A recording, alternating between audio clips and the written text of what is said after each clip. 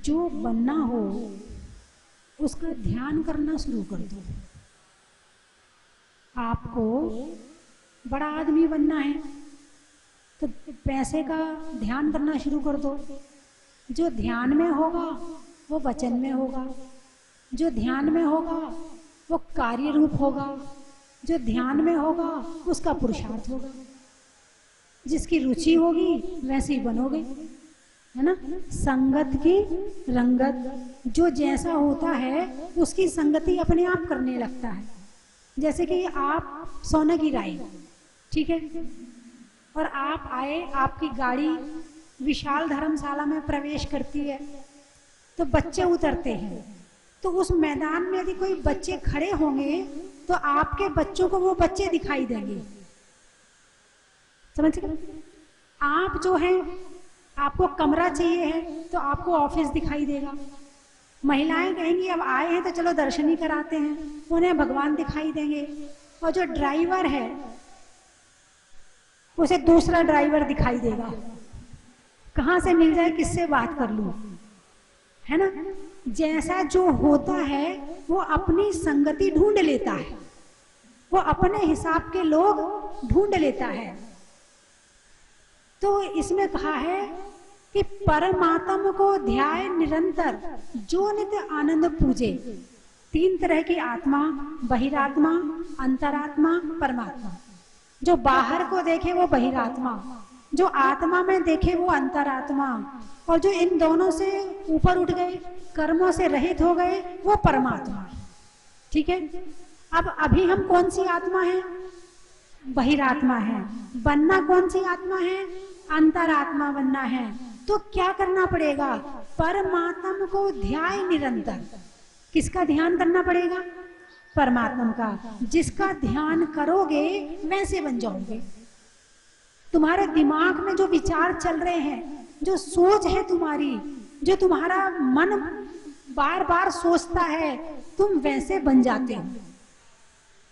और तुम नहीं बन पा रहे हो और तुम्हें बनने की इच्छा है तो उनकी संगति करना शुरू कर दो, अपने आप बन जाओगे। संगति बहुत बड़ी चीज होती है। अब आप तीर्थ पर आए हैं, आपने तीर्थ की संगति करी, है ना। तो यहाँ आकर सुबह से आपके मन में क्या भाव आए? चलो वंदना करने जाना है। 4 बजे उठ गए, सबको नहला दिया, खुद नहा लिए, सबको तैयार कर लिया, खुद तैयार हो गए और अपने चल दिए वंदना के लिए। अब यहाँ पर आप आए, आपने सारे मंदिरों के दर्शन किए, अभिषेक की, शांति धारा की। किसके कारण? संगति के कारण। किसकी संगति? तीर्थ की संगति। किसकी संगति? तीर्थ की संगति। संगति ऐसा नहीं कि केवल मनुष्य की ही संगति होती है, नहीं, या तो जीव की या अजीव की। जैसे मोबाइल है तो मोबाइल जीव है कि अजीव है? अरे बोलिए ना, अजीब है। लेकिन जीव के विचारों को बदलने की ताकत है कि नहीं उसके अंदर? तो ये भी संगति के अंतर्गत आएगा। चलो अब मोबाइल एक हो गया, अब उसमें जो प्रोग्राम आते हैं, उसमें जो कुछ आपको दिखाया जाता है, सुनाया जाता है, वो 2 तरह के होते हैं, एक धर्म संबंधी और एक अधर्म संबंधी, है ना। दोनों चीजें हैं उसके अंदर में। तो एक धर्म संबंधी और एक अधर्म संबंधी। अब आपकी रुचि किसमें है? आपकी रुचि किसमें है? मोबाइल आपको वैसा दिखाना शुरू कर देगा, आपकी उंगलियां उस चीज को टच करना शुरू कर देंगी, उस फंक्शन को खोलने लगेंगी और उसको देखना शुरू कर देंगी, जैसी आपकी रुचि होगी। यदि आपकी रुचि धर्म में है तो आप प्रवचन निकालोगे, 12 भावना निकालोगे, मेरी भावना निकालोगे, हैं उसमें जो 24 तीर्थंकरी की एनिमेशन फिल्म है वो निकालोगे, सतियों की कहानी निकालोगे, हैं महापुरुषों की कहानी निकालोगे, यदि आपकी रुचि धर्म में है तो, ठीक है। जिनकी रुचि धन में है वो उस तरह की चीज सर्च करेगा कि धन कैसे बढ़े। जिसकी रुचि श्रृंगार में है तो वो सर्च करेगा कौन सा पाउडर लगाऊं, कौन सी क्रीम लगाऊं, कहाँ घिसूं, कैसे बाल कटवाऊं, कहाँ क्या करवाऊं, वो वैसा मोबाइल की ऐप निकाल लेगा। जिसकी रुचि भोजन में ज्यादा है, अरे बोलिए ना, वो अपने हिसाब का खोज लेगा। जिसकी रुचि गंदी चीजों में है तो उसमें गंदी चीज भी है वो निकाल लेगा। यानी मोबाइल में सब कुछ, पूरी दुनिया है मोबाइल में। अब इस दुनिया में से तुम क्या खरीदना चाहते हो ये तुम्हारे हाथ में। तुम्हें अपना मन अच्छा करना है, शुद्ध करना है, साफ करना है तो आपको वैसी चीज भी मिल जाएगी। आपको मन गंदा करना है तो वैसी चीज भी मिल जाएगी। और सब अच्छे से जानते हैं कि क्या गंदा है और क्या अच्छा है, सब जानते हैं।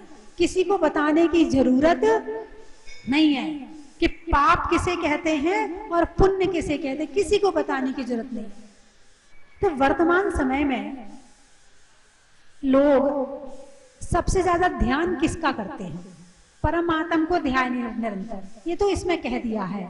लेकिन वर्तमान समय में सबसे ज्यादा ध्यान किसका हो रहा है? धन का। धन का किसका? धन का। पहले तो पुरुष ही धन कमाते थे। क्या? पहले तो पुरुष ही धन कमाते थे और महिलाएं घर गृहस्थी संभालती थी और आराम से अपने बच्चों का पालन पोषण, संस्कार देना, घर में शुद्ध भोजन बनाना, है ना, हर तरह से एक अच्छा, कहते हैं कि गृहस्थी में दो पहिए हैं, एक गाड़ी के दो पहिए हैं, एक घर गृहस्थी और एक धन कमाना। दोनों जरूरी है, दोनों जरूरी है। यदि आप गृहस्थी नहीं संभालती हैं तो आपका स्वास्थ्य खराब, आपके विचार खराब, आपके घर में कलेश, आपके घर में लड़ाई झगड़े, ये सारी चीजें बढ़ जाएंगी और आने वाली पीढ़ी जो संस्कार विहीन हो जाएगी, जो आने वाले बच्चे हैं वो संस्कार रहित हो जाएंगे, क्योंकि आप घर गृहस्थी नहीं संभाल रहे हैं, है ना। और यदि घर गृहस्थी संभालते हैं तो वहां से धर्म की परंपरा भी चलेगी। मान लो आप घर में रहती हैं, घर गृहस्थी संभालती हैं, साधु संत आते हैं, चौका लगाती है। साधु संत आएंगे तो घर में चौका लगेगा, बच्चों को भी संस्कार मिलेंगे, है ना। घर में कहानी सुनाई जाएगी, हर तरह से एक वातावरण अच्छा बना रहेगा। और यदि आप जॉब करती हो तो मंदिर जाने की भी फुर्सत नहीं, स्वाध्याय करने की भी फुर्सत नहीं, साधुओं के पास जाने की भी फुर्सत नहीं, बच्चों को पालने की भी फुर्सत नहीं। यानी पूरी गृहस्थी, पूरा घर बिगड़ जाता है। इसीलिए नारी का घर में रहना बहुत जरूरी है। और जो नारी अपने घर को सजाती है, संवारती है और अच्छी तरह से उसे बाग बनाकर खिलाती है, उनके घर में सब चीज बढ़िया बढ़िया होती है। और जो नारी, अब और बताऊं आपको, वर्तमान में जो शिकायत सुनने मिल रही है कि घर में रहने वाली जो वर्तमान की बहुएं हैं, उन्हें केवल श्रृंगार, सोना और डाइटिंग और अपना मोबाइल और अपने घर वालों से बात करना, बस। नहीं, सबकी बात नहीं कर रही, कोई कोई सारी की बात नहीं कर रही। यानी उन्हें, और एक और बड़ा अच्छा चुटकुला याद आ रहा है मुझे कि एक बहू थी, बड़ी देर से सो के उठती थी, घर का काम भी नहीं करती थी। तो एक दिन बहू छत पे खड़ी थी और नीचे माँ आंगन में झाड़ू लगा रही थी, सास। तो बेटा आया, तो बेटा ने देखा कि बहू तो खड़ी खड़ी देख रही है और सास आंगन में झाड़ू लगा रही है। तो वो गया नीचे, बेटा बोले, माँ मेरे रहते तू कैसे झाड़ू लगाएगी, ला मैं झाड़ू लगाऊंगा। बेटे ने सोचा यदि मैं झाड़ू लगाऊंगा तो बहू आएगी, तो कहेगी लाओ मैं लगा देती हूँ। तब वो झाड़ू की खींचातानी कर चल रही थी, तो ऊपर से बहू कहती है, अरे क्यों लड़ रहे हो, एक दिन तुम लगा लेना। इतनी होशियार बहुएं आ रही हैं, है ना। तो जिसका ध्यान करोगे वैसे बन जाओगे, जैसे विचार मन में होंगे वैसे बन जाओगे। और यदि परमात्मा बनना है, अंतरात्मा बनना है, परमात्मा तो बाद में बनेंगे, पहले अंतरात्मा तो बन जाए। तो अंतरात्मा बनने के लिए जो अंतरात्मा है उनकी संगति करनी पड़ेगी। अभी आप किसकी संगति में बैठे हो? साधु संतों की संगति में बैठे हो, है ना। उनकी संगति करनी पड़ेगी। जब आप साधु संतों के पास जाते हो और 2-2 घंटे बैठ जाते हो, आपको भूख लगती है, प्यास लगती है, क्रोध याद आता है, मान कषाय याद आती है? नहीं आती। हिंसा, झूठ, चोरी, कुशील, परिग्रह होता है? नहीं होता। क्यों? किसका असर है? अरे बोलिए ना, संगति का असर है। यहां बैठकर, अभी आप यहां बैठे हो, प्रवचन सुन रहे हो, आपको कोई फिल्मी गाना याद आ रहा है क्या? नहीं आ रहा है। और आप थिएटर में चले जाओ सिनेमा देखने के लिए, है ना, सिनेमा देखने के लिए थिएटर में चले जाओ, वहां नमोकार मंत्र याद आएगा क्या आपको? क्यों? क्षेत्र, क्षेत्र, ये क्षेत्र का प्रभाव है, ये क्षेत्र की संगति है। शादी में चले जाओ, लाइटें लगी हैं, सुंदर पंडाल बना है, चारों तरफ अच्छे अच्छे कपड़े पहन के लोग घूम रहे हैं और वहां अच्छा अच्छा खाना खा रहे हैं। अब वहां आप कहो, क्या कहो? पूजा याद करो कि मुझे तो पूजा करनी, मेरे पूजा का टाइम हो गया। पूजा याद आएगी? नहीं आएगी। क्यों? क्षेत्र का प्रभाव। और यहाँ बैठे हो, ना खाना ना पीना, कुछ याद नहीं आ रहा। दर्शन, भक्ति, प्रवचन, पूजा, विधान सभी ये याद आ रहा है। किसका प्रभाव? संगति का प्रभाव। किसका प्रभाव? जैसी संगति करोगे वैसे बन जाओ। किसी जुआरी जो खेल रहे, जुआ खेलते हैं, आप जुआ मत खेलो, बस उनके पास जाके बैठ जाओ और देखो ध्यान से वो कैसे खेल रहे हैं। 2-4 दिन में तुम शुरू हो जाओगे। ये वाली पत्ती नहीं ये डाल, ये नहीं ये डाल, पहले तो बताओगे, फिर कहोगे ला मैं भी खेलता हूं, खुद ही शुरू हो जाओगे। किसके कारण? संगति के कारण से। शराब की दुकान है, शराब की दुकान में जाके 2-4 दिन रोज खड़े हो जाओ, 1-2 घंटे के लिए। शराब मत पीना। तुम्हारे मोहल्ले वाले वहां से निकलेंगे, तुम्हारे रिश्तेदार वहां से निकलेंगे, क्या विचार करेंगे? अरे बोलिए ना। हाँ, क्यों आप शराब पीने वाले लगने लगे लोगों को? संगति। क्या? संगति। जो शराब पीते हैं, 4 लोग शराब पीते हैं और एक नहीं पी रहा है, 2-4 दिन बाद उसे प्यार की झिड़की दी जाएगी, नाटक मत कर, पी चुपचाप, वो भी उठा के पी लेगा। और एक नहीं पीने वाला है और 10 पीने वाले, वैसा बना लेगा। और 10 नहीं पीने वाले हैं और एक पीने वाला है, तो 10 के साथ में रहकर उसे शराब याद नहीं आएगी, क्योंकि वो 10 की संगति अच्छी। तो जैसे बनना हो वैसी संगति शुरू कर दो। अच्छे बनना हो, अच्छी संगति शुरू कर दो। अब आजकल आपके लिए अच्छे की क्या परिभाषा है? अच्छे बनने में क्या परिभाषा है? कोई आपको अच्छा कैसे कहेगा? आप अच्छे कपड़े पहनोगे तो अच्छा कहेगा, क्रीम पाउडर लिपस्टिक अच्छी तरह से लगाओगे तो अच्छा कहेगा, अच्छे बाल बनाओगे, यही है ना अच्छे बनने की क्या परिभाषा है आजकल? अरे बोलिए ना। गुणों से अच्छा बनना है या ऊपर के श्रृंगार से अच्छा बनना है? गुणों से अच्छा बनना है। लेकिन वर्तमान में क्या चल रहा है? 100 तरह तरह के कपड़े, कभी दूसरा, कभी ये पहन लिया, कभी वो पहन, मतलब पहचान ही खत्म हो जाती है। जैसे एक भाई आते हैं, वो रोज कुर्ता पजामा पहनते हैं और सफेद कुर्ता पजामा पहनते हैं। अब आप उनको कभी याद करोगे तो कैसे याद करोगे? अरे बोलिए ना। अरे वो भाई साहब जो सफेद कुर्ता पजामा पहनते हैं, ऐसे याद करोगे ना। कोई पैंट शर्ट पहनता होगा, अरे वो पैंट शर्ट पहनते हैं। अब आपको कैसे याद करें? कभी तो साड़ी पहन ली, कभी जीन्स पहन ली, कभी छोटे कपड़े पहन लिए, कभी कुछ पहन लिया। आपको लोग याद कैसे करेंगे? आपने तो बहुरूपिया बन के अपनी पहचान ही खत्म कर दी। मेरी बात आपको बुरी तो नहीं लग रही? अरे बोलिए ना। तो अपनी पहचान कैसे बनाना है वो अपने हाथ में। यदि कपड़े पहनने से अच्छे बनते, यदि तरह तरह के कपड़े पहनने से स्मार्ट कहलाते, तो जो दुकानों में, शोरूम में डमी खड़ी होती हैं उन्हें भी लोग अच्छा कहते।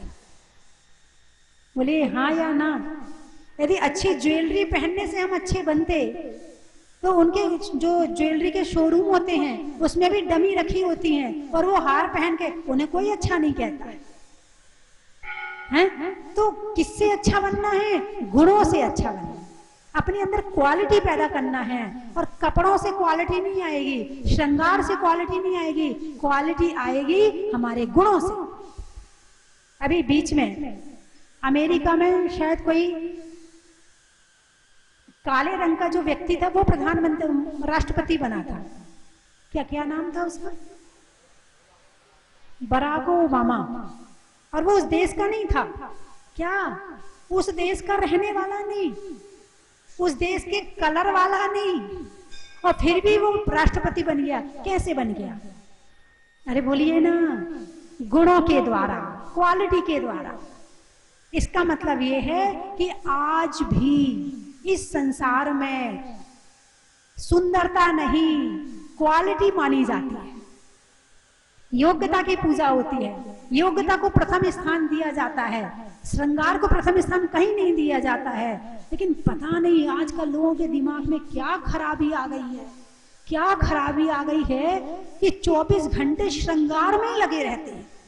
और कुछ तो ऐसे घर में भी रहेंगे तो लिपस्टिक लगा के रहेंगे, पता नहीं कौन कब आ जाए। और कुछ तो ऐसे हैं कि तीर्थों पर भी जाएंगे तो बिना लिपस्टिक के पहाड़ पर नहीं चढ़ेंगे, दर्शन करने नहीं जाएंगे। अब इन ओठों को लाल रंग के करके होता क्या है? एक आप इमेज करो, एक भूतनी की इमेज करो। किसकी इमेज करो? कल्पना करो एक भूतनी कैसी होती है। उसके ओठ लाल होते हैं, बाल खुले होते हैं, नाखून लाल होते हैं। अरे बोलिए ना, नहीं नहीं आपके लिए कुछ नहीं कह रही मैं, आप इमेज करो एक भूतनी कैसी होती है। और एक कोई अच्छी श्रृंगार करके आ जाए तो उसमें और भूतनी में कंपेयर करना कि दोनों एक हैं या अलग हैं? हाँ, पुरुष बताएंगे इस बात को। नहीं, आप नहीं कह सकते, मैं तो कह सकती हूँ।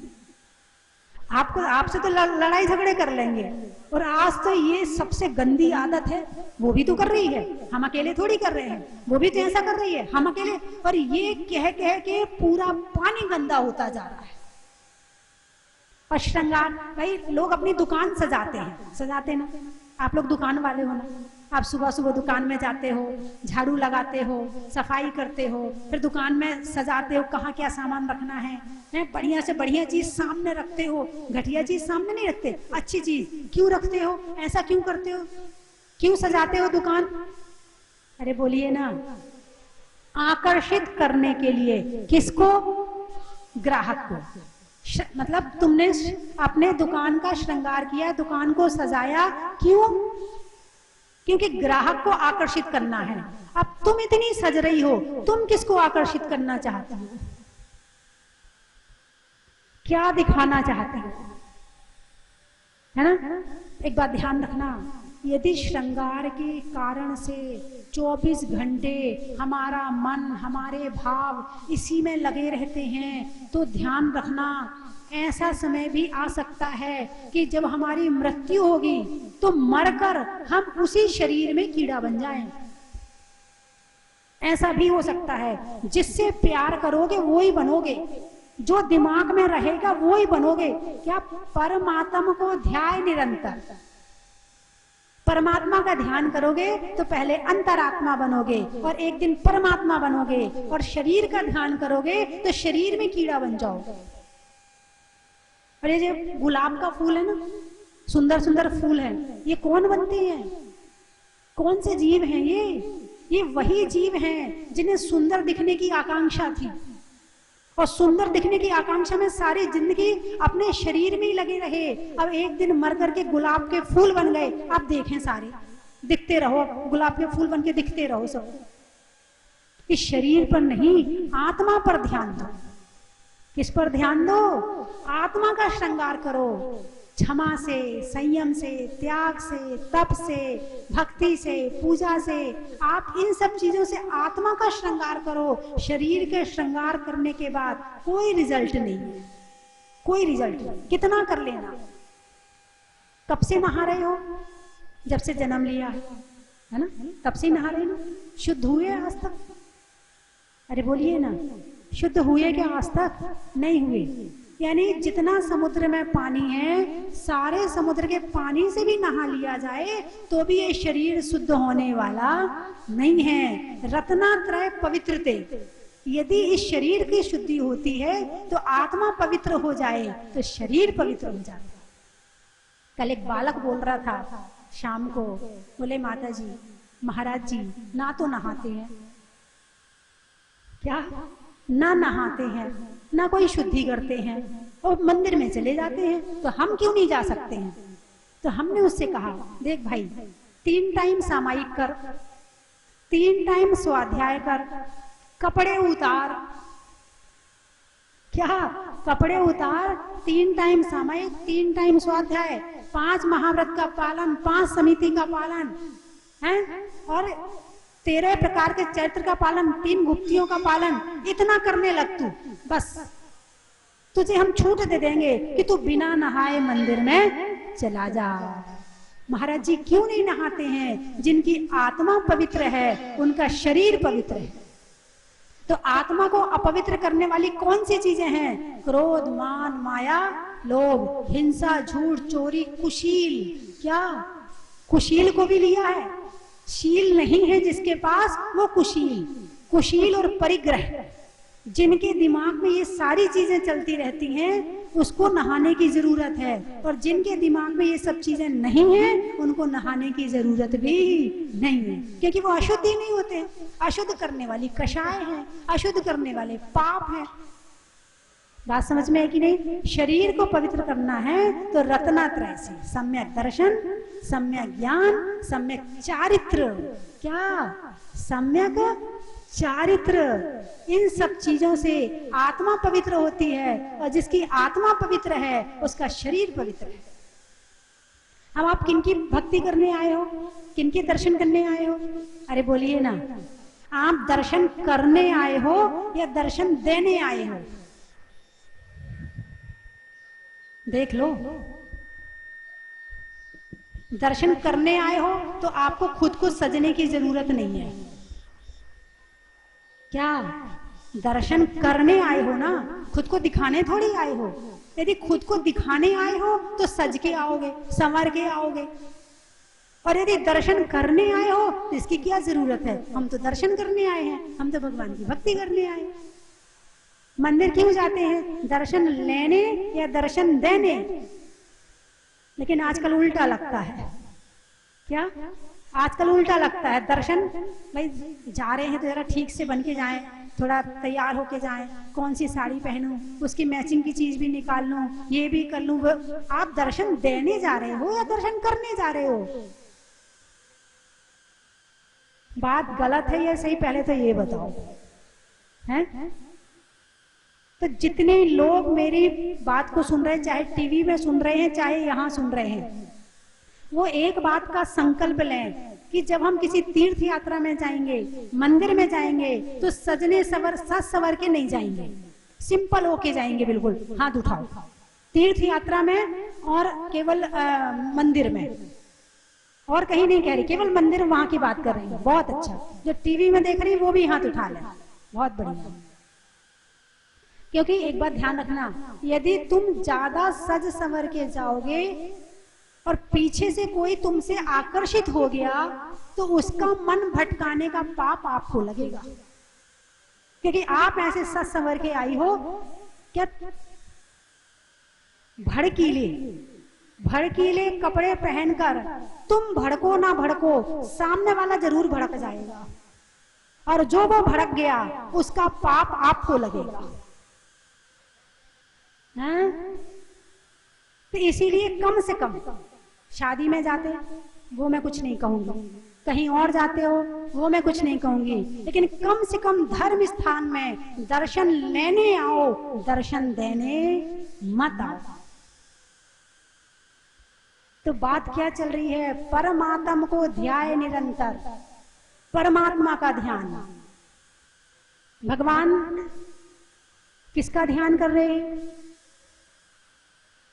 अरे बोलिए ना, भगवान किसका ध्यान कर रहे हैं? निज आत्मा का, अपनी आत्मा के ध्यान में कर नहीं रहे हैं। अब तो अपने आप ही सब कुछ हो रहा है, कर नहीं रही। करना तो तब पड़ता है जब बाहर रहते हैं, तो अंदर आने के लिए कुछ करना पड़ता है। लेकिन जो अंदर ही है, जो बाहर आता ही नहीं है, तो ध्यान कर नहीं रहा है, वो ध्यानमय है ना। और जब अंदर चले जाते हैं तो शरीर का पता चलता है। इस समय आपको अपने शरीर का पता चल रहा है? नहीं चल रहा है। कैसे बैठे, कहाँ हाथ है, कुछ नहीं पता। ध्यान कहाँ है? केवल प्रवचन सुनने में। ध्यान कहाँ है? प्रवचन सुनने में। तो ऐसे ही जब ये ध्यान अंदर चला जाता है तो फिर बाहर का पता नहीं चलता है। और जब तक बाहर रहते हो तब तक अंदर का पता नहीं चलता है। तो अभी तक आप बाहर रहे या थोड़ा बहुत कभी कभार आप अंदर भी गए हो? हैं? आज तक अंदर गए या बाहर गए? कि कहाँ रहते हो? एक होता समुद्र, समुद्र के अंदर हीरा मोती होते हैं, वो समुद्र के ऊपर कचरा होता है, लकड़ियां होती हैं, पन्नियां होती हैं, जितना बाहर का कचरा होता है वो सब समुद्र में ले जाके डाल देते हैं। लाश होती है समुद्र के ऊपरी हिस्से में, और समुद्र के अंदर हिस्से में हीरा मोती आदि होते हैं। तो अंदर ध्यान में सुख के हीरा मोती हैं, और बाहर, अरे बोलिए ना, हैं भटक ही रही है। इच्छाएं, जिसे कहते हैं इच्छाएं भटका रही हैं। कौन भटका रहा है? कभी खाने की इच्छा, कभी देखने की इच्छा, कभी सुनने की इच्छा, कभी किसी चीज इच्छा, एक के बाद एक चाहिए। डायमंड सेट चाहिए, घड़ी चाहिए, कपड़े चाहिए, कोठी चाहिए, बंगला चाहिए, गाड़ी चाहिए, ये चाहिए, बस चाहिए बस। और वही बात है, जैसी संगत वैसी रंगत है, जैसी संगत वैसी रंगत। यदि तोता किसी डाकू के डेरे में रहे तो क्या सीखेगा? पकड़ो पकड़ो, मारो मारो, लूटो लूटो, ये करेगा। और वही तोता यदि किसी राजा के यहाँ रहे तो आइए, स्वागत है आपका, विराजमान होइए, अभी राजा आते हैं, इस तरह से बोलेगा।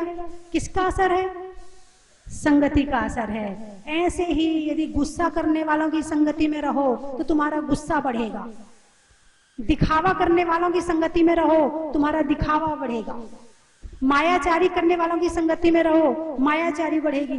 ज्यादा परिग्रह की इकट्ठा करने वालों की संगति में रहो तो लगता हम भी इकट्ठा कर लें, हम भी ये कर लें। और वर्तमान में तो यही चल रहा है बस, है ना। दिमाग में केवल अर्थ और काम, चार प्रकार के पुरुषार्थ होते ना, धर्म, अर्थ, काम और मोक्ष, चार पुरुषार्थ होते हैं। तो धर्म पुरुषार्थ को तो छोड़ दिया है, वो थोड़ा थोड़ा ऊपर ऊपर से कर लेते हैं, ज्यादा नहीं करते, थोड़ा थोड़ा कर लेते हैं, ठीक है। अब बचा क्या? अर्थ और काम। इसमें ही ज्यादातर डूब गए हैं, या तो पैसा या काम। बस दो पुरुषार्थ में इंसान की ज्यादा से ज्यादा शक्ति और ज्यादा से ज्यादा एनर्जी और ज्यादा से ज्यादा ऊर्जा खर्च हो रही है। भाई दान दोगे तो हमारी तो कम हो रहा है।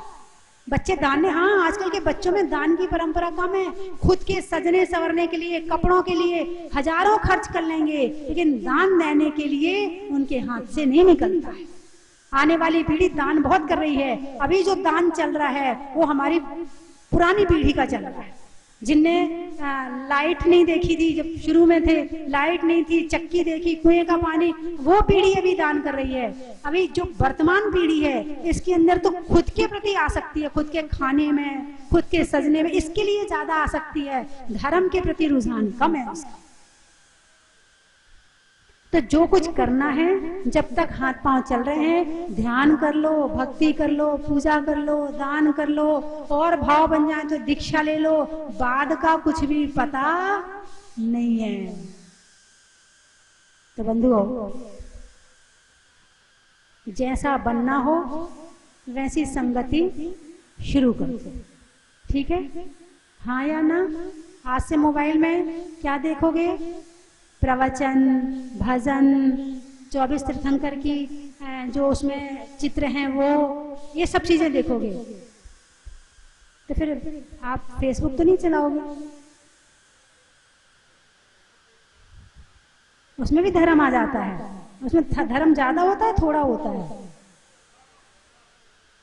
वैसा आता है, बहुत बढ़िया। तो आप कोशिश करना कि आप जो भी संगति करो वो आपको सही मार्ग पर ले जाने वाली हो, भटकाने वाली ना हो, है ना।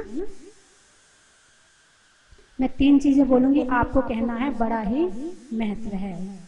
लिखने में खत का, मकान की छत का और संगत की रंगत का,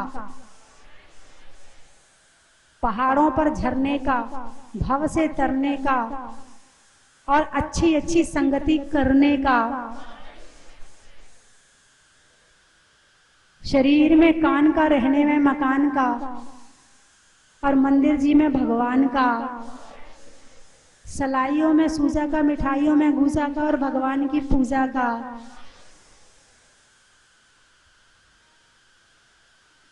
गुवाहाटी ट्रेन में टीटी का, राजस्थान में दाल बाटी का और आने वालों में गुवाहाटी का।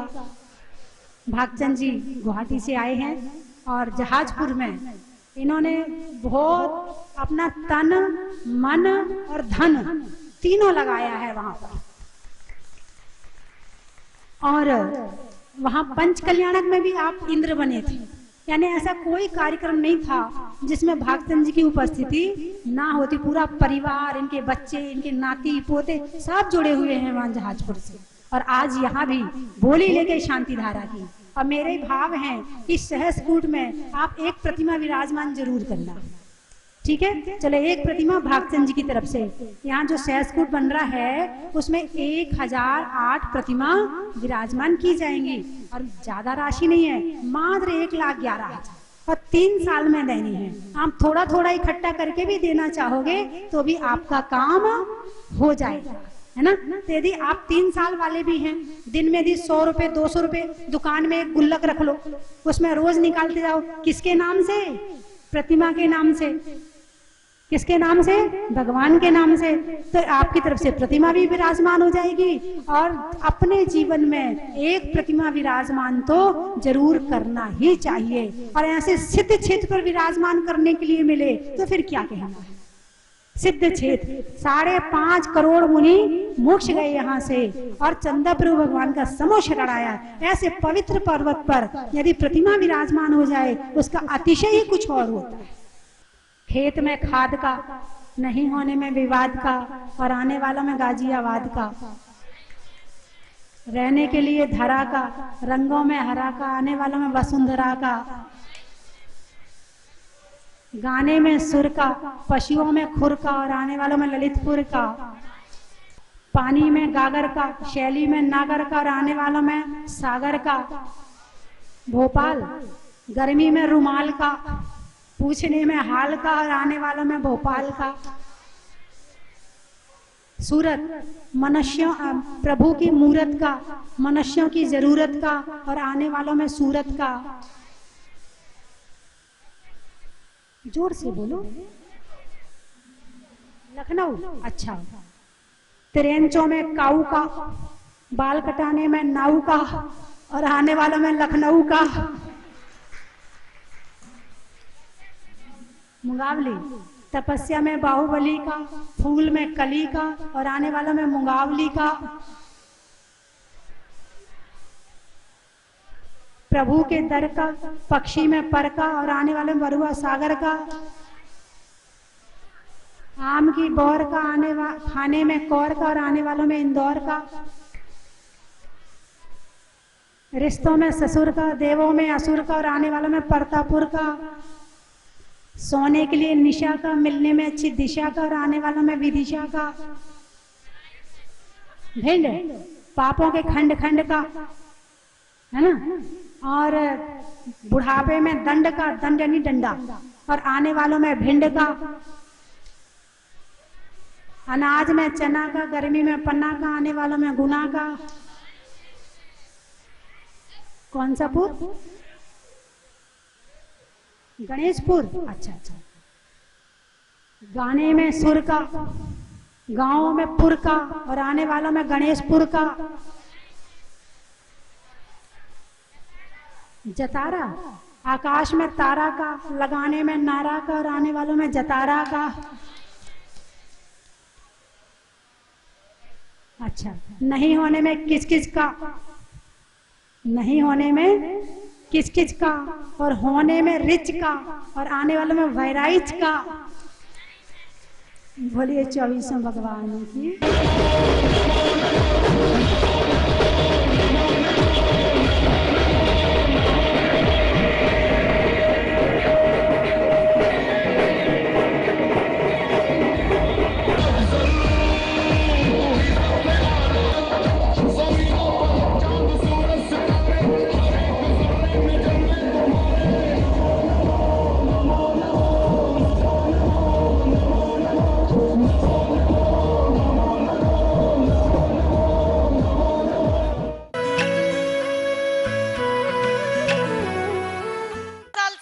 प्रोग्राम हो रहा था, बना नहीं पाए प्रोग्राम।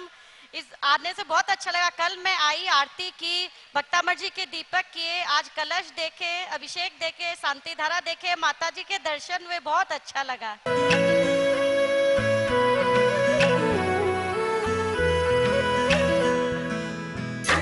चन की थाल को सजाओ रे आज, रत्नों की थाल को भर लाओ रे आज। आओ आओ करे रे गुणगान आरती भगवन की। आओ आओ करे गुणगान आरती भगवन की। आओ आओ करे रे गुणगान आरती भगवन की।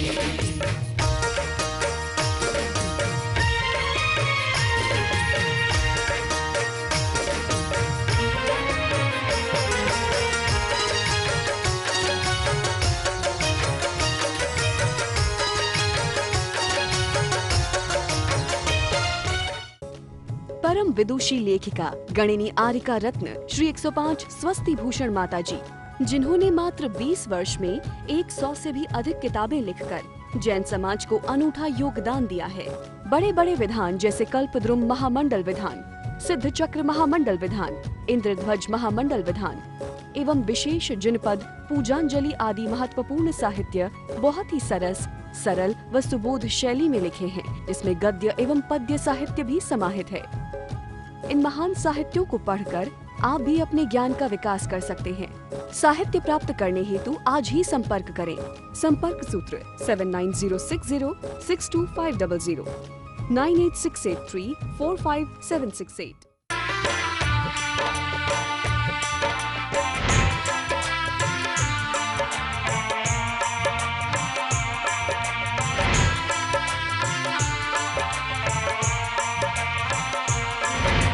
चलो रे चलो चलो चलो रे चलो चलो जहाज